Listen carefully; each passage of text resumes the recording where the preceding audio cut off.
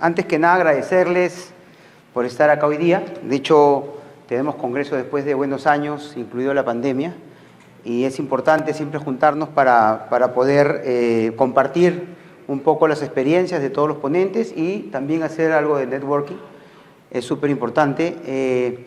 Estamos ya por entrar al almuerzo y no quiero que se me duerman, así que les voy a pedir por favor que todos se paren un ratito para que se estiren y me puedan escuchar las 2 horas que voy a hablar, por favor. Ya, no sé, a ver, estírense un poquito. Bueno, acá le dan al costado, a ver, de repente acá, algo así, una calistenia, algo de eso. Muévanse un poco. Ok. Y hasta ahora sí, siéntense. Párense, no, mentira, siéntense. Ok, bueno, voy a tratar de recapitular algunas cosas. De hecho, de lo que les voy a comentar es algo que vengo hablando ya hace un tiempo. Este tema de la preconstrucción colaborativa es un punto importante, creo yo, en nuestra industria, y el concepto que quiero que se lleven es que la construcción no empieza cuando colocamos la primera piedra, como se dice acá en el Perú, ¿no es cierto? Sino que la construcción de nuestros proyectos empieza mucho antes, y justamente donde podemos generar un mayor valor es antes de empezar la construcción. Bueno, esto ya lo han comentado. Voy a tocarles 4 puntos, un poco rápidamente de esquemas teóricos del modelo de construcción, digamos, el tema de qué modelo se soporta la preconstrucción colaborativa, qué requerimientos deberían tener las empresas para ejecutar, digamos, trabajar en el modelo colaborativo. Les traigo un caso práctico. En realidad nosotros como Productiva, como Grupo Edifica, estamos desarrollando ya proyectos fuera del país, en Miami, para ser específicos. Les voy a contar un poquito de eso y algunas conclusiones.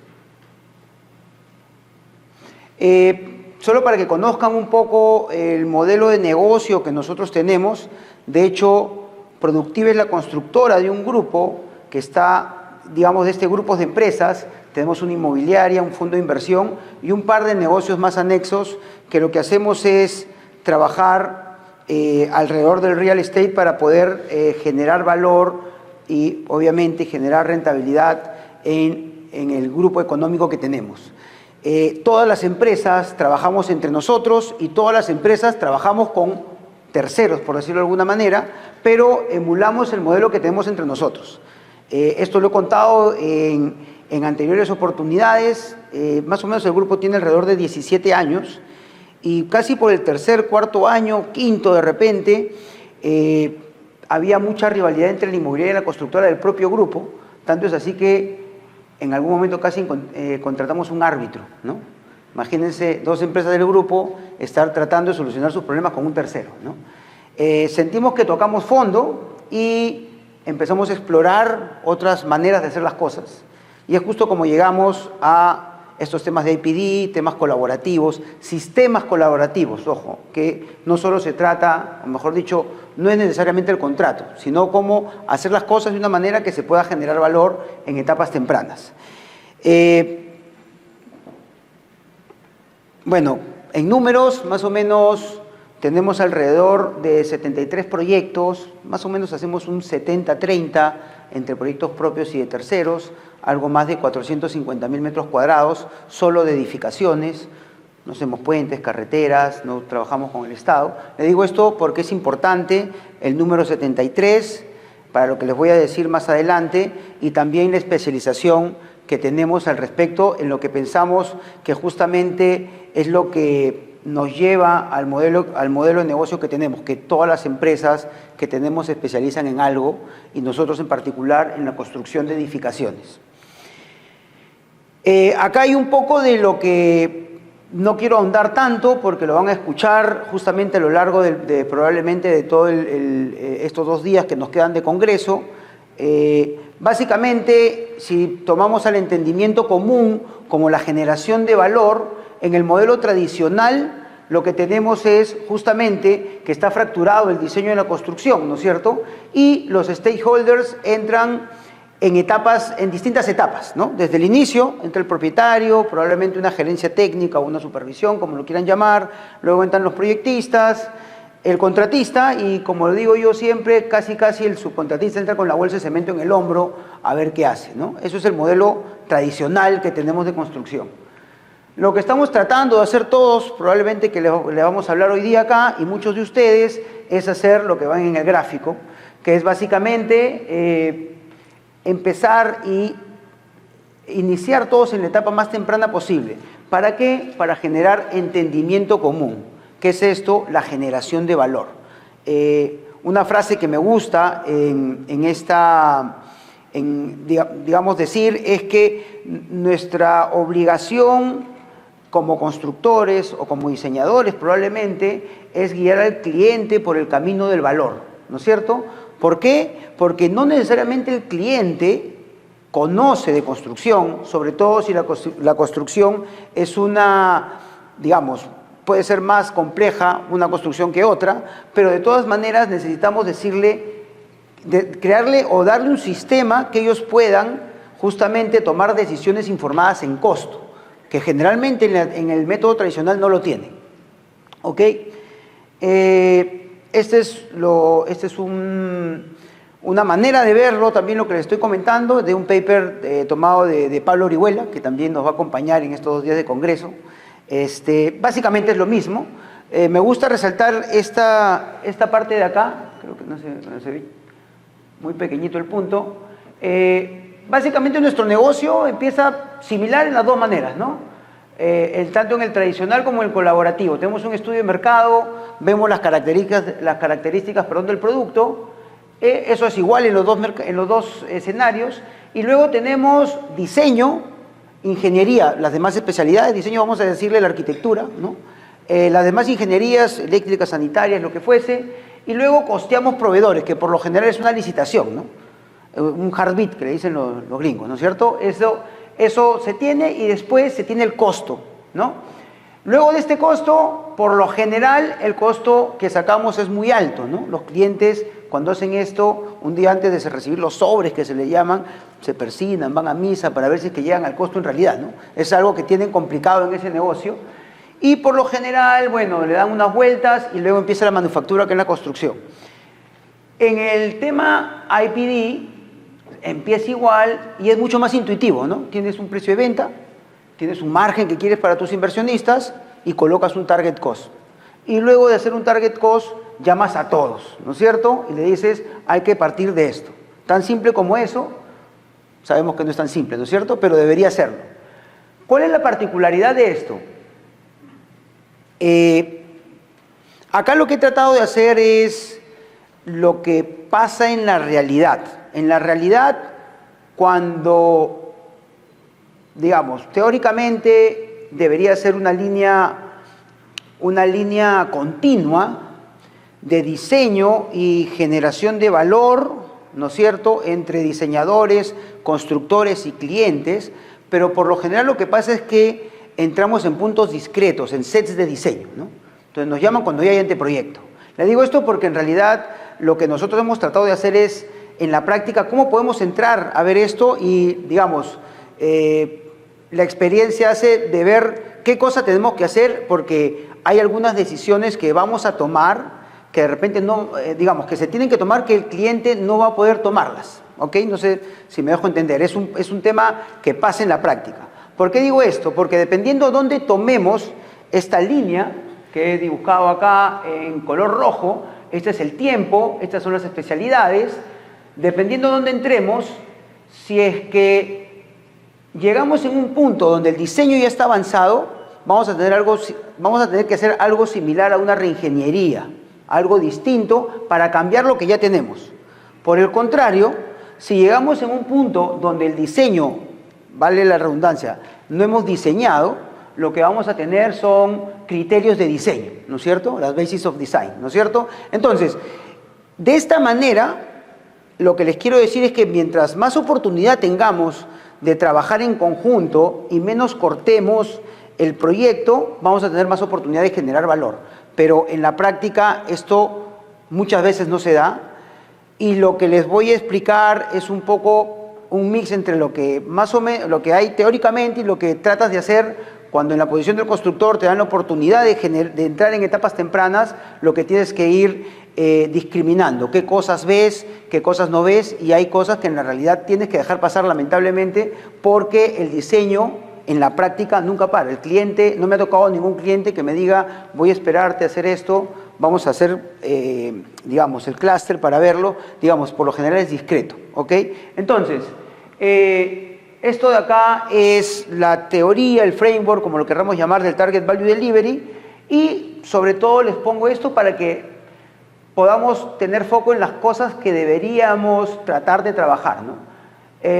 Digamos, la formación del equipo, la organización, el Big Room, estamos hablando de personas y colocarlas en el lugar correcto, un tema de planeamiento del proyecto. Hay dos puntos importantes que de hecho Michel Gutiérrez, en la presentación que va a tener, Michel Gutiérrez es el subgerente de la PMO de Productiva, él va a ahondar un poco más a esto, así que no se lo pierdan. Él va a hablar del tema de cómo se maneja en el Target Value Delivery el tema de la predictibilidad del costo, o el modelo de predictibilidad de costo, y la estimación continua, ¿ok? Pero son dos puntos sumamente importantes también en el modelo. Y bueno, tenemos el diseño conceptual y ya el diseño de producción. Ahora, ¿qué cosa necesitamos desarrollar en los requerimientos del modelo colaborativo? Parte de lo que les voy a presentar es diapositivas tal cual, y eso es lo que he querido hacer, hemos usado para desarrollar nuestro negocio en Miami. Y conversando con algunos de ustedes, conversando con Leonardo, por ejemplo, del tema de cómo se está llevando, digamos, alguno podría pensar que cuando los peruanos podemos ir a Miami a construir, tendrían que enseñarnos todo, y en el tema colaborativo en realidad les tengo que decir que probablemente están más en pañales que nosotros. Estoy hablando de la costa este de Estados Unidos, la oeste obviamente está mucho más desarrollada. Inclusive parte del trabajo que hicimos es llevar al constructor de la Florida, del sur de la Florida, a California en un viaje donde, bueno, también Leonardo nos recibió, fuimos a Berkeley con Glenn Ballard, con Roberto Arbulú, en realidad, porque era un trabajo de concientizar, eso quiero que me entiendan, era concientizar un poco al constructor que en realidad el ADN, y eso fue lo primero que buscamos cuando buscamos un constructor allá, porque de hecho como grupo estamos yendo a desarrollar y a facilitar el modelo de construcción, no a construir necesariamente ahora. Estábamos buscando a alguien que tenga el ADN para hacer las cosas, que lo voy a explicar, ¿no? Y lo tiene, pero hay que empezarlo a desarrollar. Esto es un poco lo que le presentamos a ellos y en realidad los subcontratistas. La particularidad de la industria en Miami es que subcontratan absolutamente todo, o al menos la mayoría de constructores subcontratan todo. Entonces, les tuvimos que explicar estas partes, ¿no es cierto? Primero, que iba a haber un convenio de colaboración de preconstrucción, que a veces lo tienen, pero... Ahí se apagó, ¿no? Bueno, no sé, les explico por acá. Se ven las otras dos pantallas, ¿no? Entonces, les explicamos que esto, al menos de lo que nosotros queríamos hacer, tenía que tener tres beneficios, básicamente. El primero, íbamos a homologar el costo, ¿no? O sea, no íbamos a decirle mi proyecto necesita tanto porque necesita tanto, sino que íbamos a tratar de técnicamente homologar el costo, que es importante tener un número que si el concreto cuesta tanto, el acero cuesta tanto, se pueda tomar. Número dos, obviamente el contrato de preconstrucción, que decía básicamente lo que dice el punto 3, entre otras cosas, que si llegan a ese target cost, el constructor general y los subcontratistas, la obra era suya, firmado, por nosotros como, en ese lado, como clientes, ¿no es cierto?, como owners. Entonces, esos eran los beneficios. Pero, ¿qué es lo que les íbamos a pedir? Lo que está en el cuadro de la derecha, ¿no? Traqueo del costo, ¿no es cierto?, o seguimiento en el costo y optimizaciones para llegar a ese costo, porque sabemos que los precios de materiales, sobre todo en Miami o en Estados Unidos que hay inflación, en fin, siempre en la industria tiende a subir, ¿no es cierto? Participación en reuniones, o bueno, sesiones, ¿no es cierto?, que ahora les voy a enseñar con más detalle, proveer opciones de diseño, proveer opciones de materiales, revisar la constructabilidad, obviamente, hacer algunos dibujos, planos, cosas que puedan ayudar a llegar a este target cost. Y un punto importante que les voy a comentar, el uso correcto de drivers para tener las cotizaciones, ¿no es cierto?, que nos podrían ir llegando. Adicionalmente a esto, nos enfocamos justamente en dos cosas, ¿no? La definición del alcance y justamente el seguimiento del costo. Son dos puntos que nosotros consideramos sumamente importantes, que los trabajamos acá en Perú. Cuando entramos a un proyecto en etapas tempranas tenemos que tener muchas consideraciones, y en el negocio tradicional tener consideraciones es malo, ¿no? ¿Por qué? Porque cuando tienes una licitación, ¿no?, el cliente lo que espera en el tradicional es que tú le digas cuánto cuesta su expediente con un numerito, porque la verdad es que no le importa nada más. Le dices si cuesta 40 millones, listo. Y cuando le adjuntas dos hojas, 40 millones, pero si es que esto cuesta tanto, pero si es que el plano. Entonces te dice, uy, ya ve dos hojas de consideraciones y ya dice, ya esté descartado, ¿no? En cambio, en el modelo de negocio colaborativo, mientras más consideraciones es mejor. Nosotros llegamos a veces con clientes donde estamos en una etapa muy temprana y le digo, ¿tu zócalo es de madera o de aluminio? Me dice, no tengo ni idea. Hay que considerar algo para ver cuál es el precio. Si después lo cambias, se pone para arriba o para abajo. Pero es importante que tú sepas qué estoy considerando para poder traquear nuevamente el costo. Obviamente que el de aluminio es más caro que el de madera. Si es que ponemos madera, sabemos que si en algún momento quieres poner aluminio, va a costar más. Es consciente de eso, y otra cosa hay que bajar, ¿no es cierto? O de repente genera valor, ¿no? Nuestro socio ahí en Miami nos decía, por ejemplo, que si cambiábamos la fachada, ¿no? La semana pasada estuvimos acá lanzando un poco el proyecto de allá, y me decía que si cambiábamos la fachada de la manera que le había dicho la parte comercial, podía subir la venta en 3%. O sea, ese entendimiento ya estamos llegando con el socio allá, nuestro socio como empresa. Estamos al 50% asociados con otra empresa ya, y él empezó ya a entender el modelo, ¿no? Porque no ve solamente el costo, sino también la venta, ¿no? Hay que hacer el match. Y bueno, el otro punto es el seguimiento del costo, que son, vamos a hablar un poquito, Michelle justamente va a hablarles más de los tipos. Michelle es mucho más entendido que yo en temas de costos, así que él le va a explicar el tema de las estructuras de costos que existen en el mundo. Yo les voy a hablar un poquito solamente del Uniformat, que es lo que usamos nosotros, que es una estructura particular de costo, pero lo importante es que tienes que tener algo para traquear el costo justamente. Ahora, hablando de traquear el costo, no sé si les ha ocurrido, o si les ha pasado, mejor dicho, que cuando se juntan con un cliente, le dicen, sí, quiero que construya, le dicen, a ver, ¿cómo? Pero dime cuánto cuesta la obra, le dicen, ¿no? Entonces, no has empezado y ya te dicen, quieres que le tire un número, ¿no? Para la corrida. O sea, los primeros están obsesionados con el número, ¿no? Y te fastidian con el número, y cuando se lo das, no te llaman 4 semanas, ¿no? Ya tienen el número, pues es lo que querían, ¿no? Entonces, la pregunta es, ¿cuál es el costo de cada proyecto en lo que están viendo? Tenemos el proyecto 1 y el proyecto 2. Área de terreno, 2.000 metros cuadrados, número de pisos 20, sótanos 4, ahí he hecho una multiplicación rápida, ¿no es cierto?, de 70% del edificio, ¿no? Porque a veces te dicen eso, y tiene 36.000 metros cuadrados.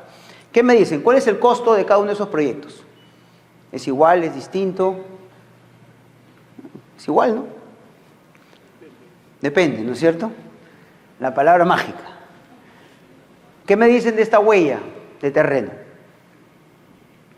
¿El costo será igual?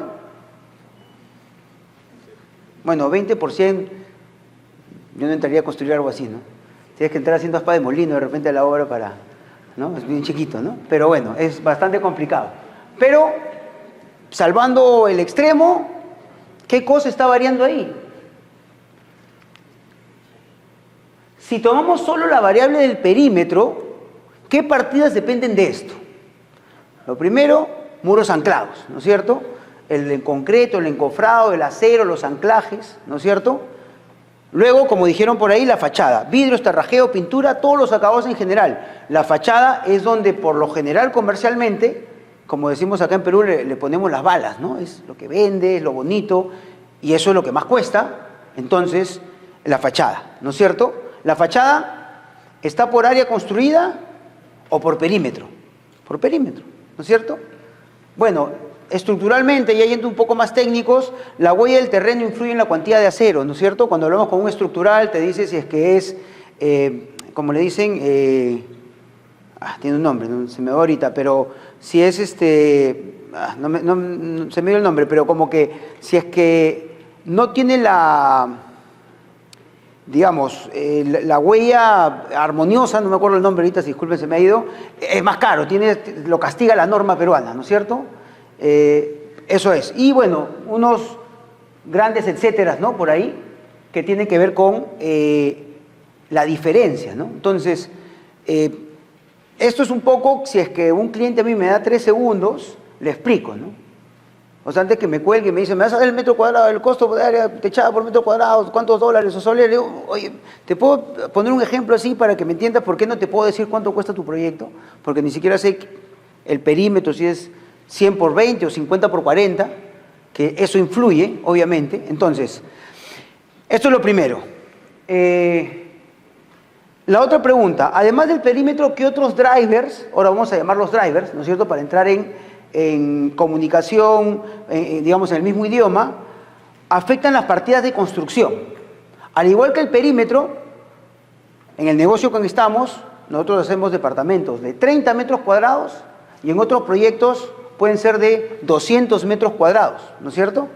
La densidad cambia, puede ser la misma planta, pero tienes más puntos de energía, más puntos eléctricos, más puntos sanitarios, tienes distintos estándares de acabados. Entonces, nuevamente, y con esto termino este ejemplo, este simple ejercicio, lo que les estoy diciendo es que tenemos que tener una manera de poder llevar estos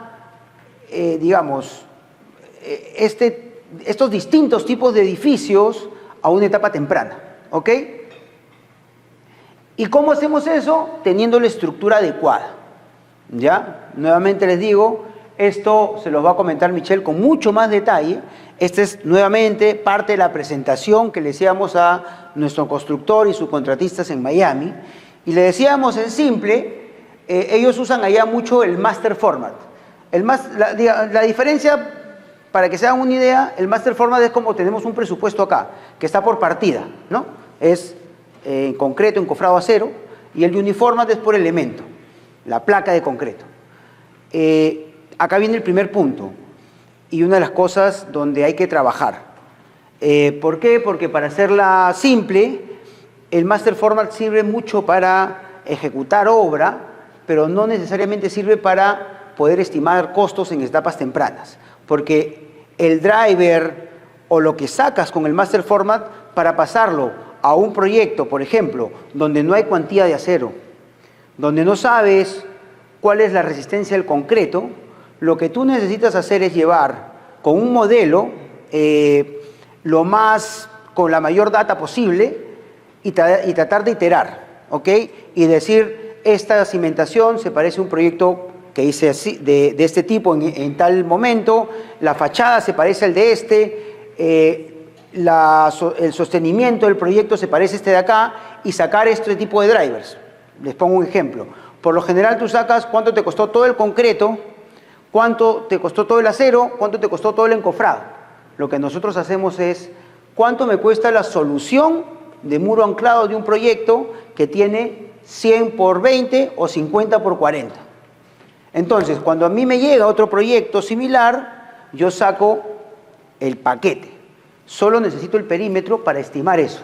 Y es un poco lo que te da el detalle del uniformat, ¿no? Solamente, no quiero entrar a detalle, pero por ejemplo, te llega un proyecto en etapas tempranas y tú necesitas el criterio o el driver del área de impresión, o sea, la huella del proyecto para saber la cimentación. Si es una cimentación, voy a darle acá, ¿no? Acá creo que se ve un poquito más la cimentación. Una cimentación normal, zapatas y vigas conectadas, puedo sacar un proyecto similar y sacar el área de impresión. Yo le digo a mi cliente, ahorita no tenemos la cimentación desarrollada, pero si tu proyecto va a ser de zapatas aisladas con vigas conectadas, el estimado que tengo es este, ¿no es cierto? porque tengo proyectos similares, los 73 proyectos que les hablaba. O sea, eso influye bastante también, porque tengo que sacar de algún sitio eso. Y bueno, le voy estimando de esa manera, ¿no? Normalmente, ¿qué hacemos? Vienen y te dicen, ¿cuánta área construida tiene tu proyecto? $500 por metro cuadrado, ¿no? Entonces, a llegar a un detalle de esto, nosotros, por ejemplo, para que se hagan una idea, en un anteproyecto, con el Uniformat podemos entregar hasta 600 partidas, ¿ok? 600 partidas para analizar y homologar técnicamente. Entonces, lo primero, y lo que decía un poco acá, número 1, teniendo la estructura de costos adecuada, ¿ok?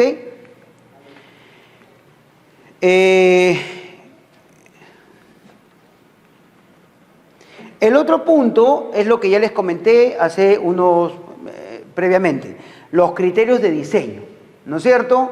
Es también, nuevamente, ¿no? Y obviamente con una gran diferencia de lo que ha presentado Luis Fernando hoy día, con la data que tenemos de esos 73 edificios que hemos hecho, algunos más, otros menos, otros con más o menos data, tratamos de decir qué cosa le ponemos en el tiempo, ¿no? Esto, por ejemplo, son los criterios de diseño de, si no me equivoco, agua contra incendio, ¿no? De hecho, no es la idea leerlo, creo que van a repartir las diapositivas después a todos, así que ahí le dan una chequeada. Por ejemplo, ¿no? Considerar tubería cédula 10 para diámetros mayores de 2 pulgadas. Considerar tubería cédula 40 para diámetros menores a 2 pulgadas. Cualquier cosa, no tengo la menor idea. ¿Ok? Eso lo sabe la persona que yo traigo, que es entendida. Porque ese es otro de los puntos importantes. No todos podemos saber todo. Lo que tenemos que saber es que, bueno, la frase productiva, ¿no? Nadie sabe tanto como todos juntos, ¿no es cierto? Eso es lo que tenemos que saber. Traer a la gente correcta, en el momento correcto, que sabe de eso. Productiva no es especialista en agua contra incendio. Y no queremos serlo tampoco. Lo que queremos ser es tener la capacidad de traer a esa persona en este momento, que no hay ni un metro lineal de tubo diseñado, para que diga, en tu experiencia, ya te di el target cost. Y si es que bajas el target cost, te comparto ahorros. ¿Qué podemos hacer para mejorar esto? Y él dice, pon esto, pon esto. Esto no lo hemos hecho nosotros, es lo que hemos recopilado justamente los proyectos que tenemos. Obviamente que en la iteración, en la ejecución, en la especialización también está un poco la idea, ¿no? Entonces, segundo punto, definiendo tempranamente el valor, ¿no? Porque obviamente acá el cliente te va a decir, pon lo que quieras, ¿no? Porque pon lo que especifique la norma, te dice, mejor dicho, no lo que quiera, lo que especifique la norma. Pero si cuando empezamos a tocar arquitectura, sí para la oreja y dice, a ver, ¿qué estamos poniendo? ¿No? Entonces, lo importante es tratar de definir el valor, qué es lo que quieren y por lo menos que en ese momento sabes, y si es que no lo tiene claro, dejarle claro, vamos a colocar esto, lo más detallado posible. El otro punto es, de alguna manera, tratar de compartir beneficios y riesgos. Esto nosotros, bueno, este es un modelo de Howard Ashcraft, uno de los tantos, que escogimos para Miami, donde no podíamos, fue difícil, por lo que les digo, que ellos no tienen mucho desarrollo, o sea, están acostumbrados a dar números muy gruesos, ¿no? O sea, por ejemplo, el casco, ¿no? Te dicen un número y te dicen 10 ratios y te dan un número de 10, 15 millones de dólares, ¿no? Te dicen esto es. Entonces, era muy complicado tener solo un target cost, por eso definimos una banda, que es esta zona neutral, que pueden ver ahí. Y bueno, obviamente por arriba y por debajo de eso, le hemos dicho que vamos a compartir ahorros, y más o menos salió algo así, ¿no es cierto? Teníamos un pre-construction agreement, donde compartíamos, si es que se pasaba, tenía que pagar todo, si no, nosotros hundíamos todo, pero sobre todo lo más importante es esto de acá, ¿no? El costo meta X, costo homologado, presupuestado, menos listado de optimizaciones, la zona neutral es más o menos 5%, es un montón. Pero digamos, ante la incertidumbre, ¿no? Lo que le llaman, creo, buca, ¿no? Este tema de variabilidad, incertidumbre, más o menos 5%. Otro de los puntos importantes, se congela la utilidad en la zona neutral, ¿no? O sea, decíamos, quedamos en algo, no ganas ni más ni menos, ni nosotros tampoco, para poder trabajar eso. En preconstrucción será proporcional la reparación del monto cobrado de la preconstrucción entre los límites superiores e inferiores, de 0 a 100, y como acuerdo general se repartirá 80-20 de los ahorros al final de la obra de preconstrucción y construcción. Eso es lo que hemos quedado con ellos más o menos a grandes rasgos, ¿no? Es más, lo hemos quedado con sus subcontratistas también, ¿no? Que cuando los traíamos nos decían, oye, esto que están locos, ¿no? O sea, parte de las reuniones que ahorita les voy a enseñar era de conversar con ellos personalmente, conocerlos y decirles por qué queremos hacer este modelo, ¿no? Parte de lo que le decíamos es que nosotros construimos también y sabemos el punto de dolor donde hay que licitar y hacer cosas de esas donde más es un tema de mucho riesgo, ¿no? Entonces, el otro tercer punto es compartir beneficios y riesgos. Y luego lo que estamos tratando de hacer es tener los procesos correctos, ¿no? Que lo primero que hemos tratado de hacer es mapear el flujo del diseño. Por lo general una constructora, las constructoras entramos acá, en una licitación, nosotros hemos mapeado el flujo de diseño y lo que les decía al principio es, si llego en anteproyecto, que es por la mitad de donde empieza todo el flujo de diseño, puedo hacer esto, si llego antes podemos hacer más, podemos hacer menos. Y básicamente trabajamos en 3 puntos.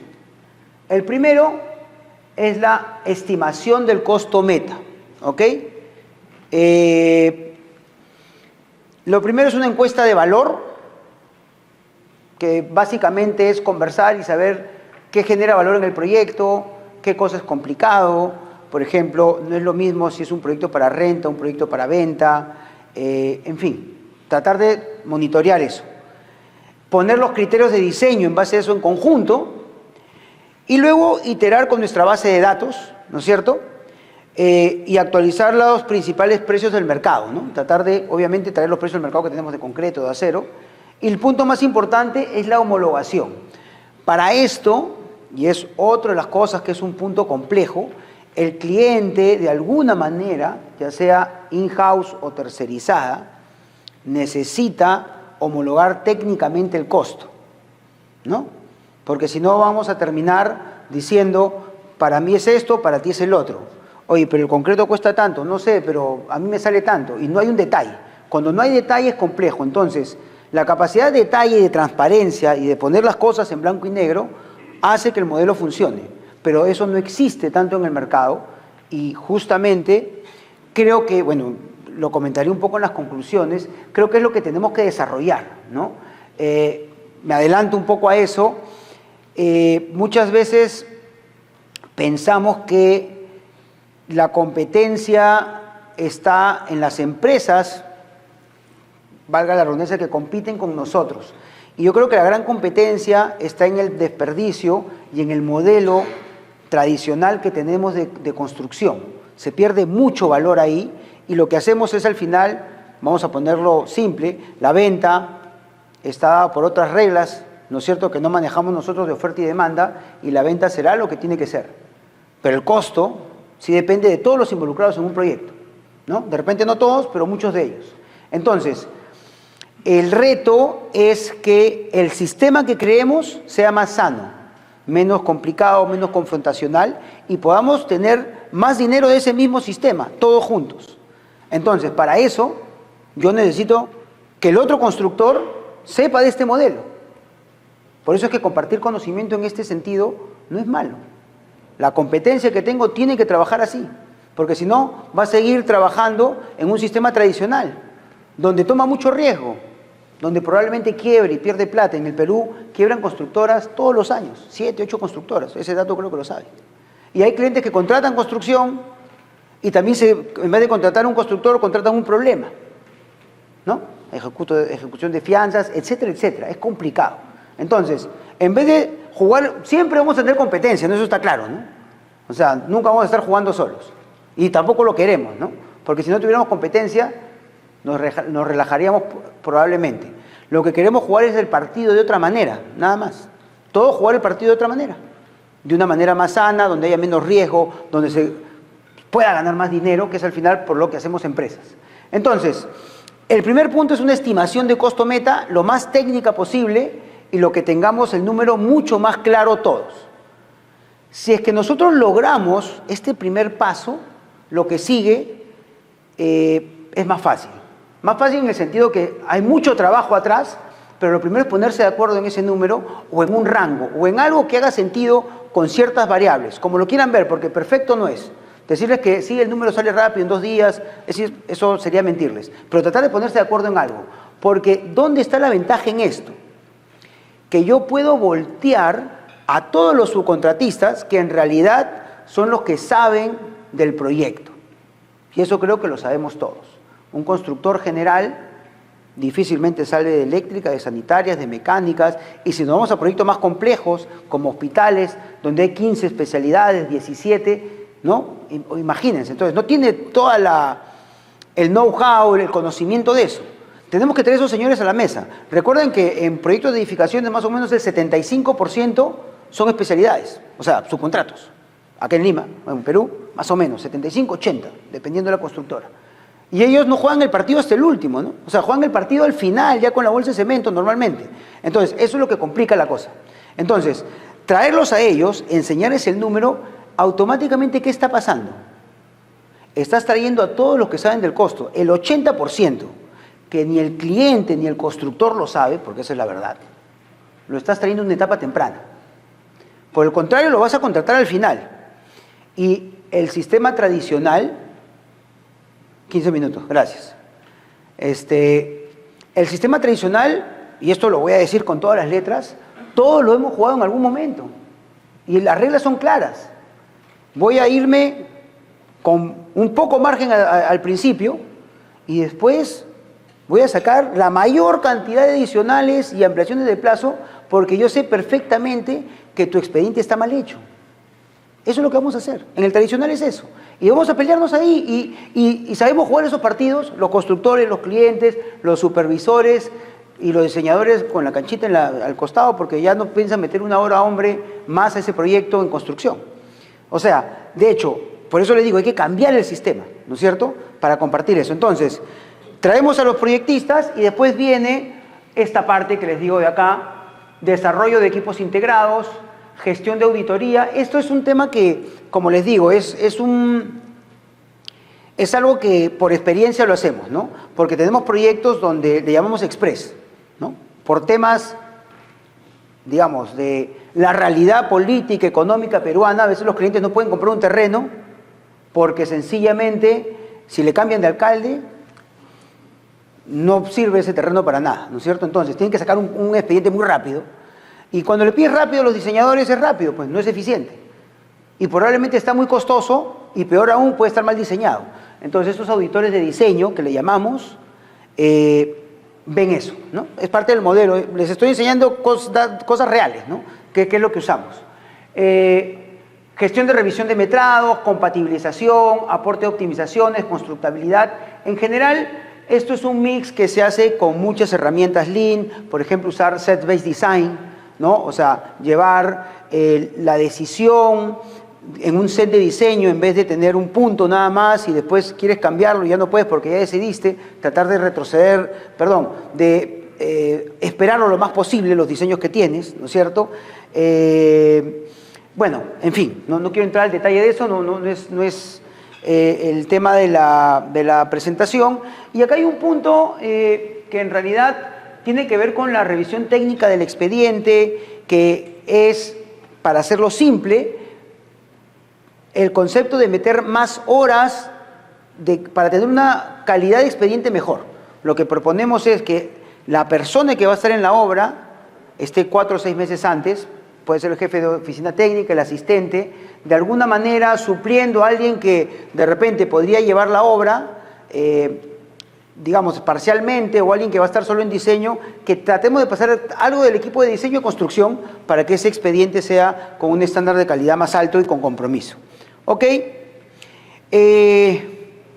Bueno, me voy a poner un poquito para enseñarles lo del proyecto. Bueno, esto es parte de que lo que se tiene que hacer, implementando espacios colaborativos. Esta es una sala que teníamos antes.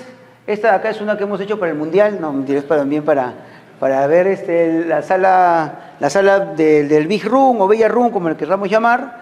El otro punto es, acá son cosas simples. Nosotros, por ejemplo, hoy usamos el Vico Office. El Vico Office lo que hace básicamente es juntar el modelo del Revit con nuestra base de datos y poder iterar más fácil, ¿ya? Digamos, está a años luz de lo que ha presentado Luis Fernando, pero lo que tratamos de hacer acá es tratar de usar nuestra data de estos proyectos que tenemos y poder hacerlo rápidamente, poderlo hacerlo estructuradamente, donde podemos impactar por inflación, por tipo de cambio, algunas variables y traer proyectos de 5 años atrás al presente con ciertas consideraciones, ¿no? Porque, digamos, es mejor eso que no tener nada. Entonces, tratamos de traer esos proyectos, o sea, digamos, que no nos queden muy poquitos proyectos para poder hacer esta base de datos, porque, nuevamente, 10 minutos, gracias. Ok, entonces, esto lo que hace es tratar de usar nuestra especialización a favor de nuestros proyectos que vienen, de nuestros clientes, sea nuestro cliente propio, nuestros clientes terceros, ¿no es cierto?, de nuestros socios estratégicos, los voy a llamar así, porque en realidad son los que son poquitos, ¿no es cierto? Y básicamente esa es la idea. Entonces, ya entro al caso de Domus. Lo que les voy a enseñar es básicamente la presentación tal cual llevamos allá, si no me equivoco, esto es de febrero, solo para que conozcan el proyecto. Es un proyecto en Brickell, ¿no es cierto? Es medio acre digamos, de terreno, y son alrededor de 171 departamentos. Ese es el primer terreno con el fondo que hemos activado de 3. Este primer proyecto es de 171 depas, el siguiente debe ser de 400. Y básicamente lo que estamos tratando de hacer es llevar el modelo que tenemos acá. Estamos tan convencidos en el modelo que estamos haciendo el esfuerzo, invirtiendo buena cantidad de recursos, no solo es plata, recursos de la empresa, para poder tener nuestro modelo de acá a allá. Primero con nosotros mismos.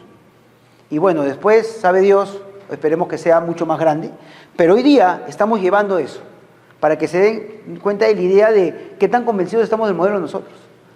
Productiva, como tal, hace 7 años que no licita una obra. ¿Por qué? Porque es una pérdida de tiempo, en realidad. Se los digo a los constructores que están acá. O sea, me imagino que hay un espacio para hacerlo, pero ya saben qué partido juegan. Nosotros queremos jugar otro partido. Un partido mucho más colaborativo, donde se genere valor, donde puedes empezar a generar el valor con tus socios estratégicos, llámese clientes, a futuro, ¿no? Y puedes hacer las cosas más fáciles. Al final, cada vez se usa menos recursos, porque ya conoces, son las mismas caras, ¿no? Entonces, este es el proyecto, y se llama Domus, Brickell Park, es, como les digo, de febrero. Esto es, esto es el envelope, que es, digamos, toda la cobertura del proyecto, donde están los vidrios, la fachada, etcétera. Ellos le dan bastante importancia a eso. Es más, dentro de las primeras aprobaciones que tienen un montón, es mucho más, tienen una burocracia buena, vamos a llamarlo así. Tienes que presentar cómo va a quedar tu edificio para que ellos vean cómo impacta con la ciudad. Es lo primero que te aprueban, ¿no? Acá, pues, digamos, son otras cosas, ¿no? Pero es parte de eso. Entonces, acá les decimos por qué estamos acá hoy día, y les expliqué esto, que ya les he explicado ahorita, no voy a entrar de nuevo al detalle. Les digo, mire, este es el de acá. Recuerden que en la reunión que tuvimos hace 2 meses, les conté de esto. Bueno, recuerden que vamos a hacer esto hoy día. Luego les digo, ¿cómo lo vamos a hacer? Bueno, les explico esto también, ¿no es cierto?, que ya les había explicado. Y luego les digo las reglas de juego de la sesión ICE, ¿no? Primero, hacemos un semáforo simple, y esto en realidad, la verdad que es bastante intuitivo, nada complejo. Hay acuerdos que hemos tenido a lo largo de un mes probablemente, con uno, con otro, y lo primero que le decimos es, bueno, ya todos estamos acá, hay un tema de presencialidad que es importante, todos sentados, y le decimos, ¿se acuerdan de esto? Ya, aprobado, ¿no? Ya, va a los criterios de diseño. Ese es el verde.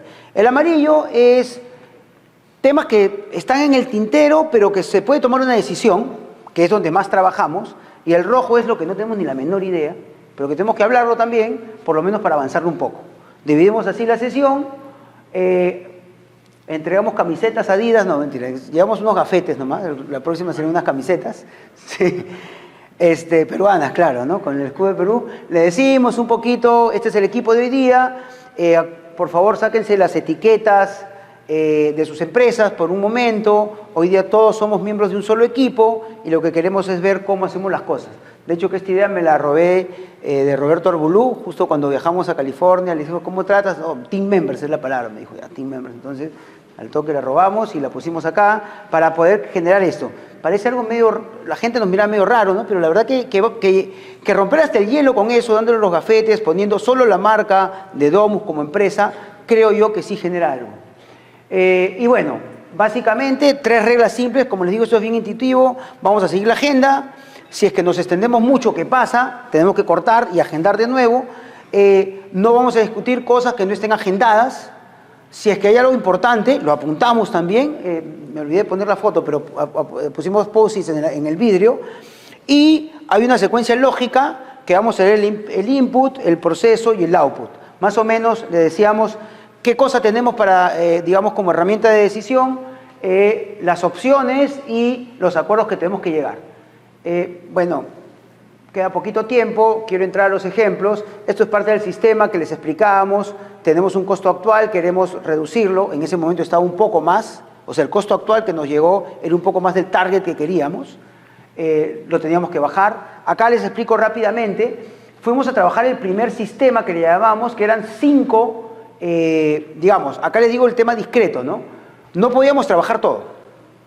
Por información, por barreras, dijimos vamos a trabajar en este primer equipo el 53% del proyecto, que es en realidad lo que va a empezar a diseñarse más.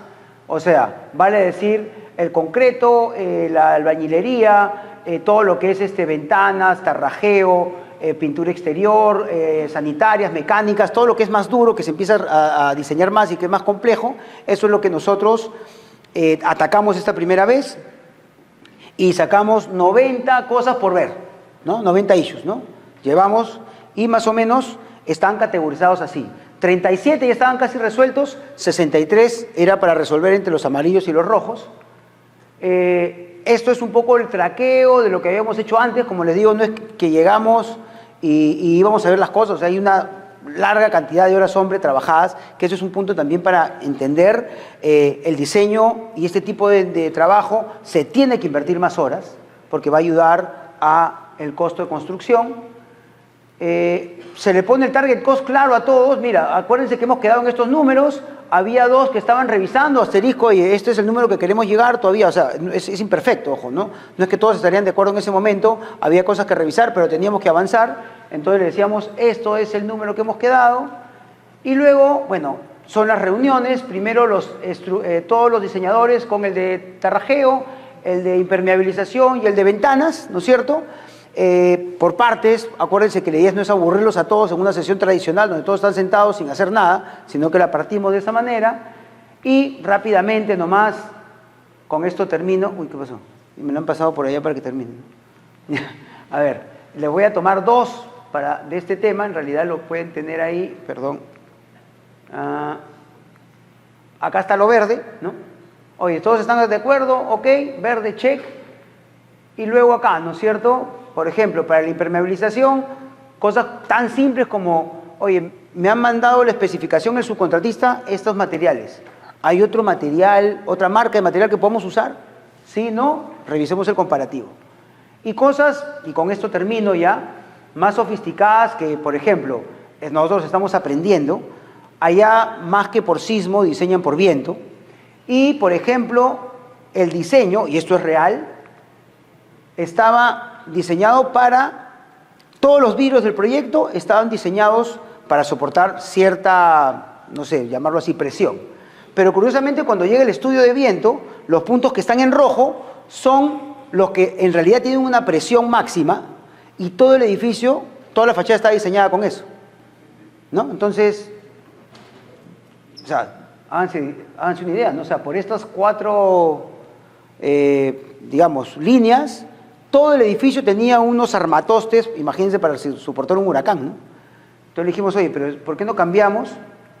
Y bueno, en verdad, llevamos esto que se rieron porque dijeron, oye, con esto no voy a tomar una decisión, ¿no? Hicimos un SketchUp ahí, un dibujo medio malo, pero la idea era que podíamos con el subcontratista, hicimos una opción que, si no me equivoco, bajaba como $200.000 de 1.800.000, ¿no? Más o menos el 25%, una burrada de plata, era bastante plata, pero es que es lógico, ¿no? Porque le está bajando todo esto, ¿no? Entonces, eso es un poco lo que hicimos, lo que hemos hecho y ahorita me estoy yendo un par de semanas de nuevo a hacer una segunda pasada, obviamente después del trabajo que tenemos de todo esto, ¿no?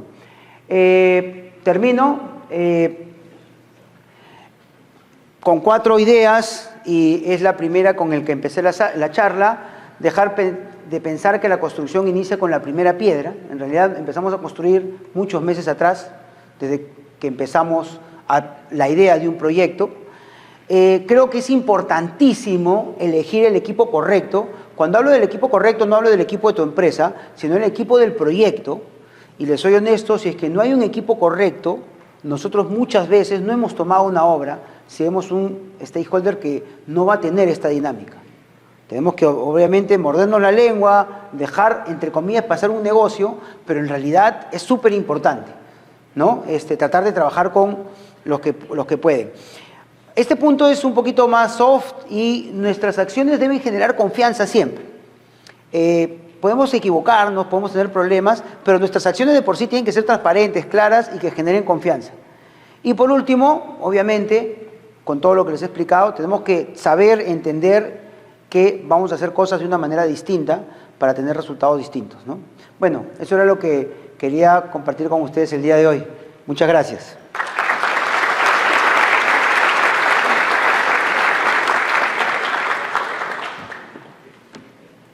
Muchas gracias, César.